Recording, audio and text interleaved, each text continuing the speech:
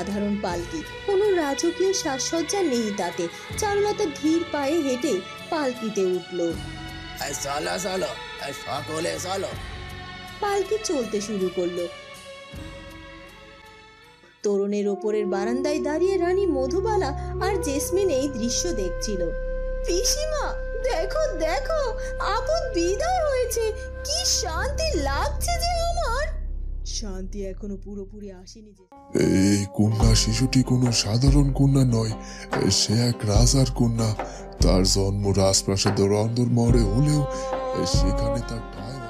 হঠাৎ রাজার শরীর থেকে এক কালো ধোঁয়া বেরিয়ে জানালার দিকে চলে গেল। এবার তার দৃষ্টি পরিষ্কার। এরপর চারুলতা তার কাঁধের কাপড়টা একটু সরালো। সেখানে স্পষ্ট পদ্ম ফুলের মতো জন্মদাগটি জ্বলজ্বল করছে। লতা সেই দাগটি দেখে পরিত্যক্ত মহলে ভোরের আলো ফোটার আগেই হেমলতা আর পরি পাখি রূপ ধারণ করে মহলের জানালার ফোকর দিয়ে ভেতরে প্রবেশ করলো। চারুলতা তখনই জেগে আছে। লতা ও পরি ভেতরে প্রবেশ করতেই তারা মানুষের রূপ ধারণ করে। লতা মা, পরি, তোমরা এত সকালে? হ্যাঁ চারু, তুমিও তো দেখছি সারা রাত ঘুমাওনি, আর ঘুম আসবেই বা কি করে? এখানে কি থাকা যায় নাকি? সারা রাত তোমার এখানে থাকতে নিশ্চয় খুব কষ্ট হয়েছে, তাই না?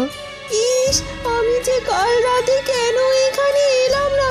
আমি এখানে এসে যদি আমার জাদু শক্তির মাধ্যমে চারুকে একটু ঘুমানোর ব্যবস্থা করে দিতে পারতাম তাহলে কত ভালো হতো। আচ্ছা চারু, তুমি কাল থেকে এই পর্যন্ত কিচ্ছু খাওনি, তাই না? দাঁড়াও, আমি তোমার জন্য একটু খাবারের ব্যবস্থা করি। না না পরি, তোমাকে এত ব্যস্ত হতে হবে না, আমি ঠিক আছি। তোমরা এসো, এখানে বসো। না চারু, সময় নষ্ট করার মতো সময় নেই। আমার একটি প্রশ্নের উত্তর দাও তো আগে। কি প্রশ্ন লতামা? মনে হচ্ছে তুমি কোনো জরুরি বিষয় জানতে চাইছো আমার কাছে। বলোই না, কি জানতে চাইছো? আচ্ছা চারু, তোমার শরীরে কি কোনো জন্ম দাগ আছে? লতার কথা শুনে চারুলতা চমকে ওঠে। সে তখন নিজের বাম কাঁধের দিকে হাত দিয়ে তার জন্মদাগটি স্পর্শ করে। জন্মদাগ? হ্যাঁ হ্যাঁ, আছে তো কাঁধের নিচে। কিন্তু তোমরা এটা জানলে কি করে? আমার বাবা তো ছোটবেলা থেকেই বলেছিলেন এই দাগ যেন কেউ না দেখে, তাই আমি সব সময় এটা সবার কাছ থেকে আড়াল করে রাখি। বাবা আমায় বলেছে এই জন্মদাগটি আমার ভাগ্যের প্রতীক, এটা কেউ দেখে নিলে আমার ক্ষতি হয়ে যেতে পারে, তাই আমি কখনো কোনোদিন এটা কাউকে দেখতে দেইনি। তবে তোমরা আমার এই জন্মদাগ সম্পর্কে কি করে জানলে?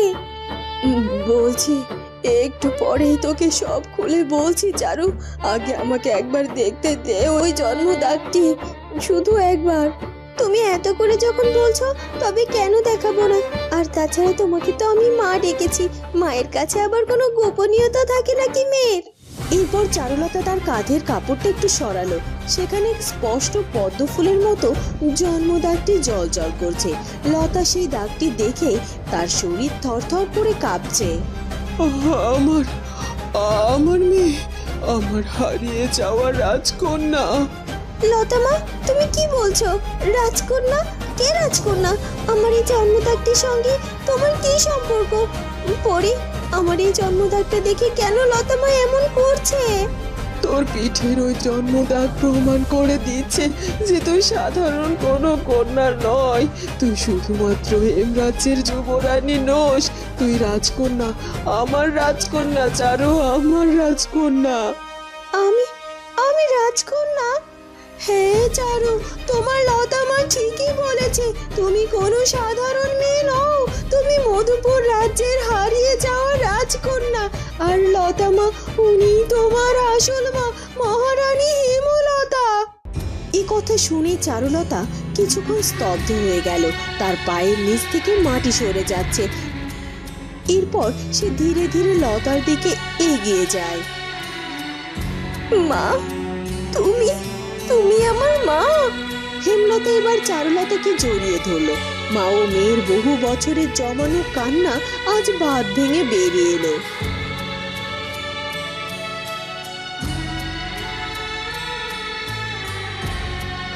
মারে, তোকে আমি কত খুঁজেছি, চোখের সামনে কেউ চিনতে পারেনি।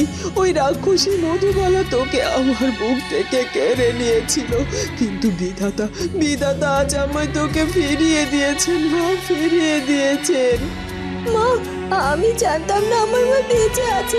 কোনোদিন আমি আমার জন্মদাত্রী মাকে খুঁজে পাবো সে কথা কল্পনাও করিনি। আমি জানতাম আমার মা জন্মের পরই মারা গেছে। আমার বাবা আমাকে তো তাই বলেছিল, কিন্তু এতগুলো দিন আমার আসল মা যে আমার ছায়ার সঙ্গে ছিল তাতে আমি বুঝতেই পারিনি। বাঁধনহারা অশ্রুকণাগুলো বাড়ি ধারার মতো গড়িয়ে পড়তে থাকে মা মেয়ের চোখ দিয়ে। মা আর মেয়ের মিলনের এই দৃশ্যে বাতাসও যেন থমকে যায়, যেন বহু বছরের বিচ্ছেদের যন্ত্রণা আজ আনন্দের অশ্রুতে ধুয়ে যাচ্ছে। ওদিকে রানী মধুবালা, রাজকন্যা জেসমিন এবং দাসী বিজলি তন্ত্রমাতার কুটিরে উপস্থিত হয়। রানী, সময় কিন্তু ফুরিয়ে আসছে। 7 দিনের মধ্যে 3 দিন পার হয়ে গেল, আর মাত্র 4 দিন রয়েছে তোর হাতে। এরপরই রাজার মতিভ্রম কেটে যাবে, এরপর সে তোকে আবারও শাস্তি দেবে। এরপর তুই কি করবি ভেবেছিস? আমি এখন কি করব সেসব কিচ্ছু জানি না তন্ত্রমাতা। ওই চারুলতাকে মারার উপায় তো আমি খুঁজেই পাচ্ছি না। ওকে না মারতে পারলে আমার কোনো কাজও যে আমার সম্পূর্ণ হবে না। ওই চারুলতা আমার পথের একমাত্র কাঁটা, ওকে তো উপরে ফেলতেই হবে। আপনি বলেছিলেন ওর শরীরে কোনো অদৃশ্য শক্তি আছে, তাহলে কি করে আমি ওর ক্ষতি করব? শক্তি নয়, ওটা রাজ রক্তের তেজ। আমি তো তোকে আগেই বলেছিলাম। আমি গণনা করে দেখেছি, ওর শরীরে কোনো জন্মদাগ আছে। সেই দাগই ওর রক্ষা কবচ। যতক্ষণ সেই দাগ অক্ষত আছে ততক্ষণ তুই ওকে স্পর্শ করতে পারবি না। কোথায় আছে সেই জন্মদাগটা? চারুলতাকে খুব কাছ থেকে পরখ করে দেখেও তো আমি সেই জন্মদাগ খুঁজে পাইনি তন্ত্রমাতা। সেটা তোকেই খুঁজে বের করতে হবে। তুই হয়তো তাকে ভালো করে পরীক্ষা করে দেখিসনি। এখনই সময়, আজই যা ওই পরিত্যক্ত মহলে গিয়ে ওর শরীর পরীক্ষা কর। যদি ওর শরীরে জন্মদাগ পাস তবে সেটা নষ্ট করে দিতে হবে, তারপরই আমাদের কালো জাদু কাজ করবে। জন্মদাগ আবার নষ্ট করা যায় নাকি? এসব কি বলছেন কি আপনি তন্ত্রমাতা?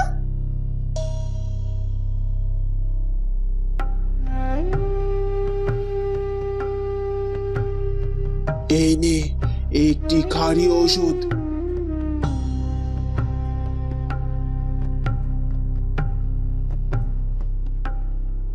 এই ওষুধটি চারুলতার জন্মদাগের স্থানে লাগিয়ে দিলেই ব্যাস, সেই জায়গাটি ক্ষতের সৃষ্টি হয়ে জন্মদাগ একেবারে গায়েব হয়ে যাবে। বাহ পিসিমা বাহ, চলো আমরা তাহলে এক্ষুনি যাই। ওই মেয়েরা যে করেই হোক ওই জন্মদাগ খুঁজে বের করতেই হবে। হ্যাঁ, আজই এর ফয়সালা হবে। এরপর রানী, রাজকন্যার দাসী বিজলি তন্ত্রমাতার দেয়া সেই ওষুধটি নিয়ে চারুলতার কাছে যেতে থাকে। রাজপুত্র অরুণ ধীর পায়ে পিতার কক্ষে প্রবেশ করে। রাজামশাই তখনও বিছানায় শুয়ে শূন্য দৃষ্টিতে তাকিয়েছিলেন। পিতামশাই, আপনি আমাকে শুনতে পাচ্ছেন? রাজা কোনো উত্তর দিলেন না। পিতামশাই, আমি জানি আপনি অসুস্থ নন, রানীমা আপনাকে বশ করেছেন, কিন্তু আমি বিশ্বাস করি আপনার ভেতরের শক্তি ওই কালো জাদুর চেয়েও অনেক বড়। মনে করুন পিতামশাই, আপনি কে? আপনি এই রাজ্যের রাজা। আপনার এক আদেশে হাজার হাজার মানুষ প্রাণ দিতে পারে, আর আপনি কিনা এক এক নারীর মায়াজালে বন্দী হয়ে আছেন। রাজা হঠাৎ কেঁপে উঠলেন। তার চোখের সামনে যেন সবকিছু ঝাপসা হতে শুরু করলো। মনে করুন চারুলতাকে আপনি কতটা স্নেহ করতেন, তাকে আপনি নির্দোষ প্রমাণ করেছিলেন, আর আজ আপনি তাকে বনবাসে পাঠালেন। এটা কি আপনার বিচার? রানীমা আপনাকে ব্যবহার করছেন। পিতামশাই, তিনি আপনাকে পুতুল বানিয়ে রাজ্য ধ্বংস করছেন। এরপর রাজার শরীর প্রচন্ডভাবে কাঁপতে লাগলো। তার কপাল দিয়ে ঘাম ঝরছে। তিনি 2 হাতে মাথা চেপে ধরলেন। না না, আমি রাজা, আমার বিচার, আমার রাজ্য। হঠাৎ রাজার শরীর থেকে এক কালো ধোঁয়া বেরিয়ে জানালার দিকে চলে গেল। এবার তার দৃষ্টি পরিষ্কার। অরুণ, আমি এখানে কেন? আমার শরীর এত দুর্বল লাগছে কেন? পিতামশাই, আপনি সমস্তিষ্কে ফিরে এসেছেন। আপনার উপর কালো জাদুর প্রভাব ছিল, কিন্তু এখন তো কেটে গেছে। আমি শতভাগ নিশ্চিত করে বলতে পারি আপনাকে, মহারানী মধুবালা আপনার উপর কালো জাদু করেছিল পিতামশাই। কালো জাদু? রানী মধুবালা? কি বলছো কি রাজপুত্র? অরুণ সবকিছু খুলে বলল। সব শুনে রাজার চোখ রাগে জ্বলে উঠল। মধুবালা এত বড় বিশ্বাসঘাতক? সে আমার সরলতার সুযোগ নিয়ে রাজ্য এবং আমার পরিবারকে ধ্বংস করতে চাইলো। আমার এত বছরের বিশ্বস্ত মন্ত্রী মশাইকেও আমাকে দিয়ে বরখাস্ত করিয়েছে। আবার নির্দোষ যুবরানী চারুলতাকে বনবাসে পাঠিয়েছে, আর নিজে এত বড় বড় অপরাধ করে নিজেকে কারাগার থেকে মুক্ত করে নিল। রাজ্যের রাজার উপরে কালো জাদুর প্রভাব বিস্তার করা, এর শাস্তি তো অনেক বড়। তাকে আমি সব কড়াই গন্ডায় বুঝিয়ে দেব। আমি তাকে ছাড়বো না। কোথায় কোথায় সে?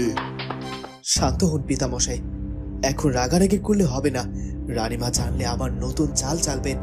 হতে পারে তখন শুধু আপনাকে না, এ রাজ্যের সকলকে সে তার কালো জাদু দিয়ে বশ করে নিল।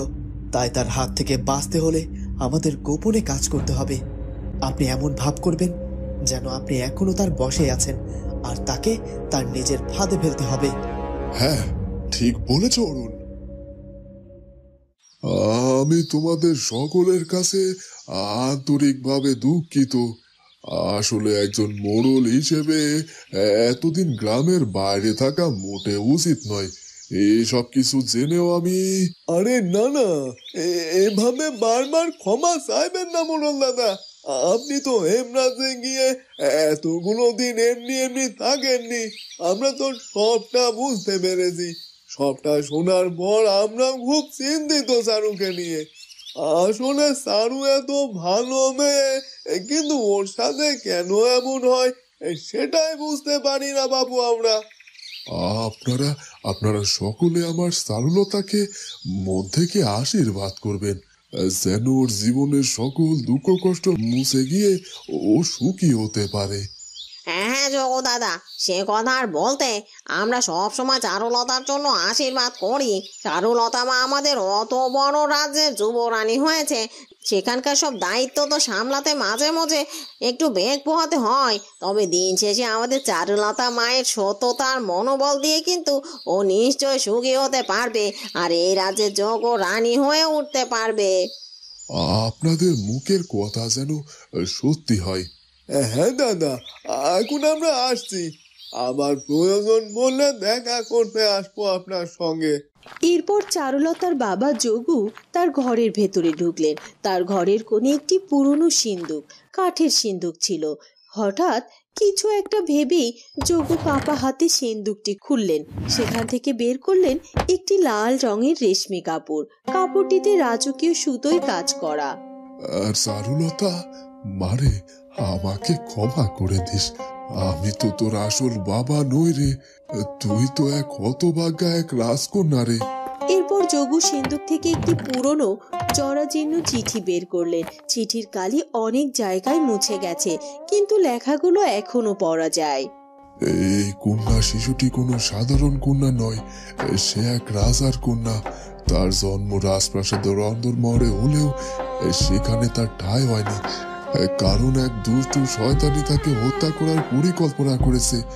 তাই তাকে নদীর জলে ভাসিয়ে দেওয়া হলো। সে যে কোনো রাজ্যের রাজকন্যা, এই কথাটা কোনোদিনও স্বীকার করো না। এতে তার জীবনের ঝুঁকি রয়েছে। সে একদিন ঠিকই তার জন্ম পরিচয় খুঁজে পাবে। তার প্রমাণ হিসেবে রইল এই লাল রাজকীয় কাপড়ের টুকরো, আর তার শরীরে লুকায়িত একটি জন্মদাগ। আমি তো তোকে কুড়িয়ে পেয়েছিলাম নদীর ঘাটে, বুকে করে মানুষ করেছে, কিন্তু তোর ভাগ্য আমি বদলাতে পারিনি রে মা। তোর আসল বাবা মাকে আমি তা জানি না, কিন্তু আমার মন বলছে তোর এই কষ্টের দিন একদিন ফুরবে। তুই ঠিকই তার আসল পরিচয় খুঁজে পাবি রে মা। কিন্তু মা, আমি যদি মধুপুর রাজ্যের রাজকন্যা হই, তবে বাবা, মানে যে আমাকে মানুষ করেছে, সে কেন আমাকে কোনোদিনও কিছু বললো না? আমি তো তাকে নিজের বাবা বলেই জেনে এসেছি। হয়তো তিনি তোর নিরাপত্তার জন্যই গোপন করেছিলেন, কিংবা তিনি হয়তো জানতেনই না তুই কোন রাজ্যের রাজকন্যা। কিন্তু তোর ওই জন্মদাগ আর তোর স্বভাব, এগুলো যে সবচেয়ে বড় প্রমাণ মা। আমার বিশ্বাস হচ্ছে না মা, আমি রাজকন্যা আর তুমি আমার মা। আমি মহারানী হেমলতার কন্যা চারুলতা। হ্যাঁ মা, আর ওই রানী মধুবালা আমার ননদ, তোর পিসি। পিসি তো মায়েরই জাত, কিন্তু মধুবালা পিসি নয়, সে একজন পিশাচি। আর রাজকন্যা জেসমিন কে সে তাহলে? হঠাৎ তখনই পরি ফিসফিস করে বলে উঠল, চারুলতা সাবধান সাবধান, বাইরে পায়ের শব্দ পাচ্ছি, কেউ আসছে নিশ্চয়। নিশ্চয় রানী মধুবালা। চারু, তুই স্বাভাবিক থাক, আমরা লুকিয়ে পড়ছি। মনে রাখিস, তোর জন্মদাগের কথা যেন কেউ না জানতে পারে। লতা আর পরি সঙ্গে সঙ্গে দুটি ছোট্ট পাখি হয়ে মহলের এক কোণে লুকিয়ে পড়ে। চারুলতা দ্রুত নিজেকে সামলে নিয়ে পালঙ্কে বসে পড়ে। কিছুক্ষণ পরেই দরজার তালা খোলার শব্দ হলো। রানী মধুবালা, জেসমিন আর বিজলি ভেতরে প্রবেশ করলো। কেমন আছো চারুলতা? বনবাস কেমন লাগছে? যেমন রেখেছেন তেমনই আছি রানীমা। তবে আপনি আমার ভাগ্য নিয়ে পরিহাস করতে এসেছেন? পরিহাস নয়, পরীক্ষা করতে এসেছি। শুনেছি তোর শরীরে নাকি কোনো জন্মদাগ আছে। রানী মধুবালার কথা শুনে চারুলতা আঁতকে ওঠে। সর্বনাশ, এই কথাটা রানীও জেনে গেছে, কিন্তু তার কাছে তো কিছুতেই ধরা পড়া যাবে না। তাহলে সেও আমার জীবনের সত্যিটা জেনে যাবে, আর তাকে তো এখন সবকিছু জানতে দিলে চলবে না। তাই আমার সঙ্গে তার স্বাভাবিকভাবেই কথা বলতে হবে। কি জন্মদাগ? কিসের জন্মদাগ? আমার শরীরে তো কোনো জন্মদাগ নেই। আমি জানি না তো, আর আমি বুঝতে পারছি না আপনি এসব কি বলছেন। ন্যাকামি করিস না পিসিমা, ওর শরীর থেকে কাপড় সরাও। আজ আমি নিজের চোখে দেখবই ওই জন্মদাগ কোথায় আছে। এরপর রানী মধুবালা এগিয়ে গেলেন, চারুলতা পিছিয়ে গেল। খবরদার খবরদার, আমার গায়ে হাত দেবেন না। আমি এই রাজ্যের যুবরানী, আমাকে এতটা সম্মানহানি আপনারা করতে পারেন না। যুবরানী? তুই তো এখন বনবাসী, তোর কোনো সম্মান নেই। বিজলি, ওকে ধর। বিজলি আর জেসমিন চারুলতার দুই হাত চেপে ধরল। রানী মধুবালা চারুলতার কাঁধের কাপড় সরাতে এগিয়ে গেলেন। লুকিয়ে থাকা লতা পাখি রূপে ছটফট করতে থাকে। সে কি তার মেয়েকে অপমানিত হতে দেখবে, নাকি এখনই মানুষের রূপ ধরে ঝাঁপিয়ে পড়বে? কিন্তু তাতে তো সব ফাঁস হয়ে যাবে। বন্ধুরা, কি হতে চলেছে এরপর সেটা জানবো আমরা চারুলতা গল্পের পরবর্তী পর্বে। আর আমাদের আজকের পর্বটি ভালো লাগলে অবশ্যই আমাদের চ্যানেলটিকে সাবস্ক্রাইব করে দিও। দেখা হবে পরের পর্বে। ধন্যবাদ।